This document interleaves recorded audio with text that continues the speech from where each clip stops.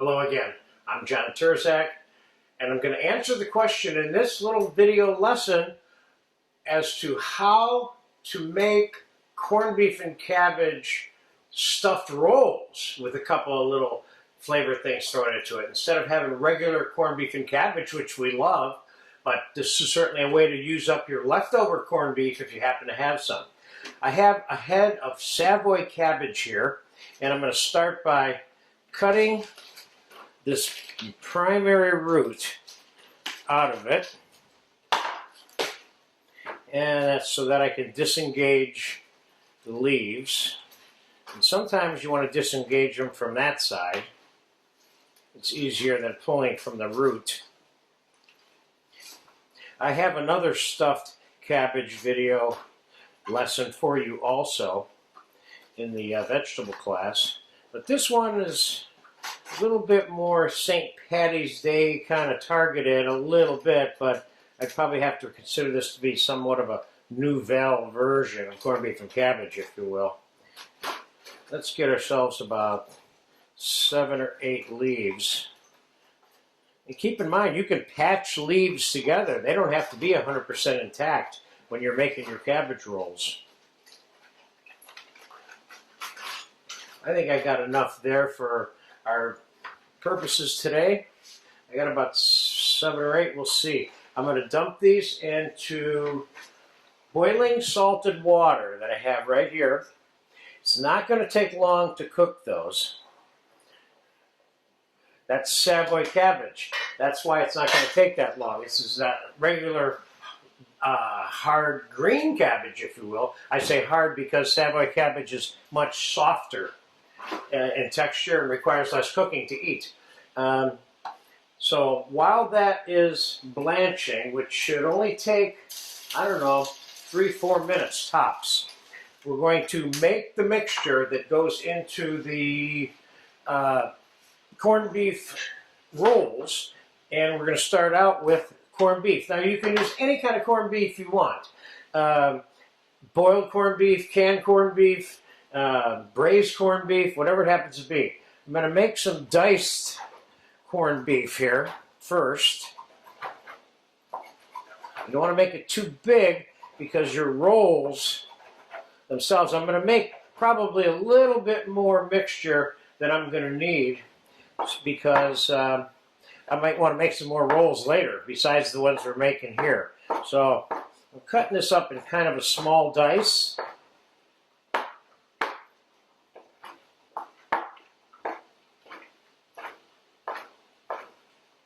Let's see if this is the right amount that I want. I started out there with about 1.25 pounds of cooked corned beef. And I'm going to take these cabbage leaves out of the boiling water. It took a couple of minutes, that was it, and I'm setting them into an ice water bath that I have here. Let's let them cool off in there for a second while we finish making this.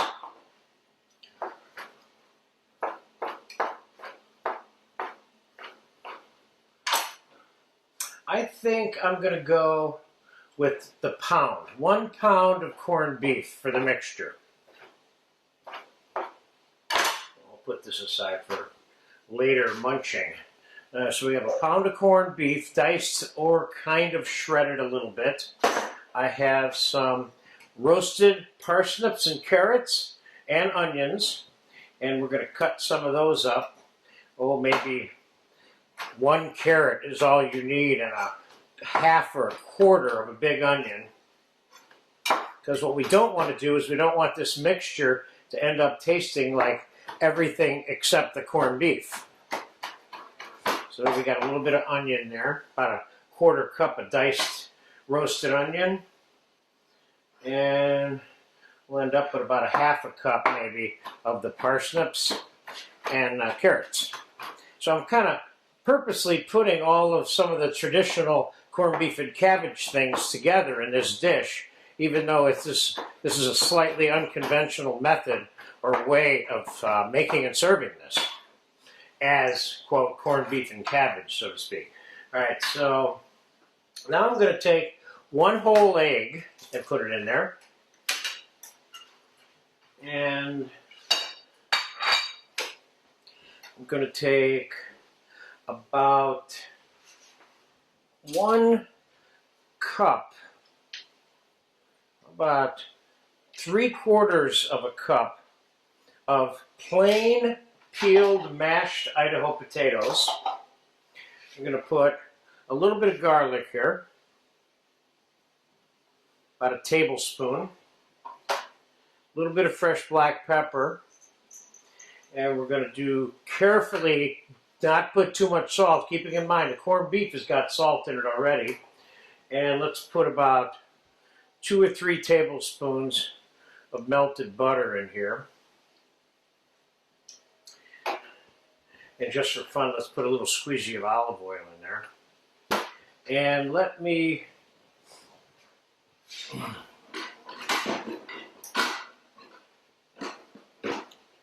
mix this with my hands, because I can be much more effective than mixing this with a spoon or anything like that.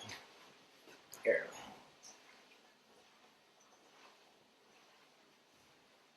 This looks good right now.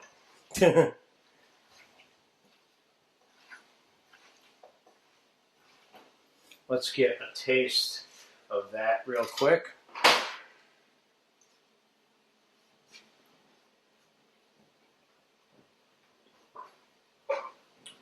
This is good. It needs a little bit more salt, and we're going to put that in there. Okay, so there's some corned beef, potato, carrot, parsnip, onion stuffing. Now, let's take our cabbage leaves.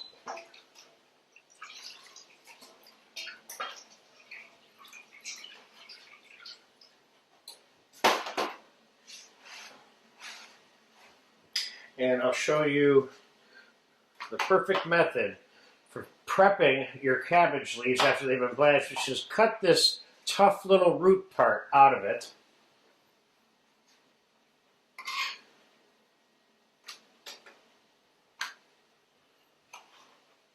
Makes it much more easy to roll for starters. These look nice. Let's just lay them all out here on a table. And from start to finish, we're going to get most of this video in real time, except for the baking of this.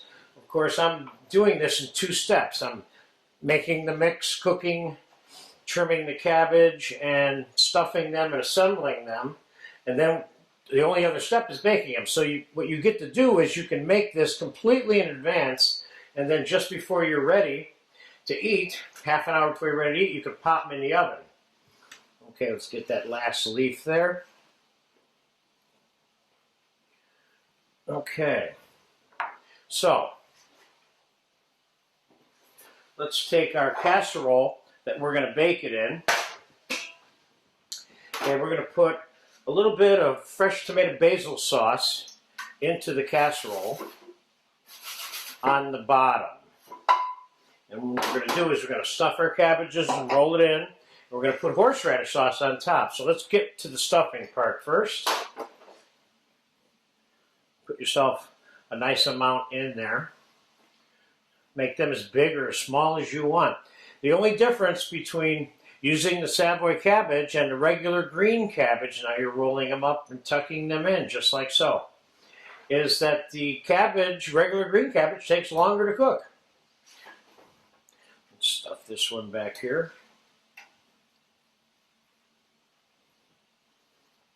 I would say 2 of these would certainly represent a meal. And then I'm folding this over and rolling them up. That looks really nice.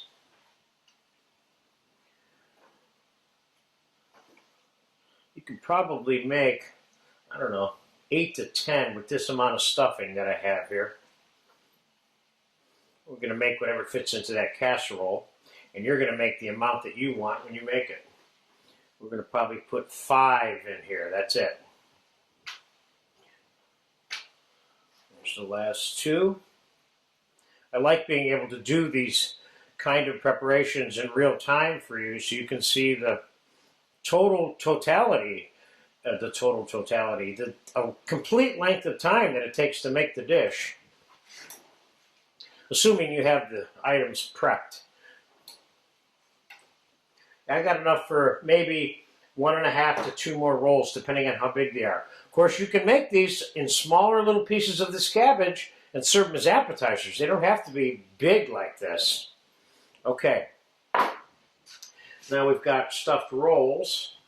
Why don't we take our horseradish sauce and put a little dollop over the top of each one of these. You have a recipe video for this in the sauce class for the horseradish cream sauce, which is exactly what this is. I just made this one a little tiny bit thicker than the one that's in the sauce class, so that it would cling and hold on to this a little better, rather than run off when it gets hot. Now I have some blanched, completely cooked, diced, peeled Idaho potato here. I'm going to sprinkle a little bit of this in here just for fun, because this is an Irish thing, so to speak. And let's put a little bit of breadcrumb over the top of this. See if we can get a little gratiné going on in the oven here on this. Plain breadcrumbs.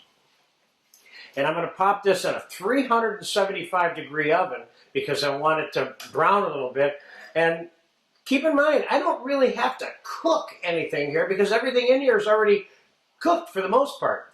So we're reheating it and browning it is what we're doing at this point. So we'll pop it in the 375 to 400-degree oven. It's probably going to take a solid 30 minutes, and we'll be back then. We'll pull it out. We'll take a look at one. It's been 30 minutes. And we're pulling out the stuffed cabbages. And it's just bubbling away here. And it's looking really, really good, as you can see. Now, the great thing I like about this dish is being able to get it prepped prior to the baking. You just put it in the fridge. You can make it the day before. Last wrap, you just take it out and pop it in the oven. I love foods like that because it makes it easier to have dinner parties, etc., you know? So let's get some of this on a plate. Let's see how this all shakes out. Got some of those little diced potatoes in there. This looks good. This looks good.